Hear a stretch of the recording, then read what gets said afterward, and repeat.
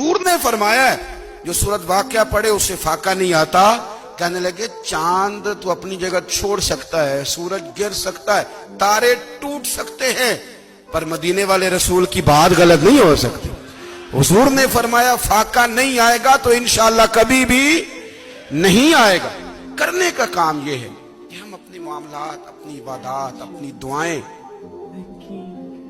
کبھی 10 منٹ عادت ہو جائے نا دعا مانگنے کی علیحدہ سے رات کو.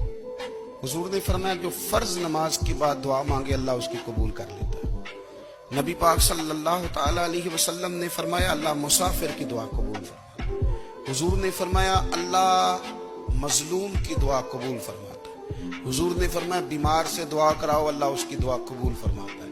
میرے نبی پاک نے فرمایا ماں باپ جب بھی اولاد کے لیے ہاتھ اٹھائیں, ویسے تے بلے شاہ تو آسمانی اڈدیاں ہی پھڑ دیں, جیڑا گھر بیٹھا انہوں پڑھیا ہی نہیں. حضور فرمانے لگے ماں باپ جب بھی اولاد کے لیے دعا فرمائیں اللہ ان کی دعا کو قبول کرتا ہے.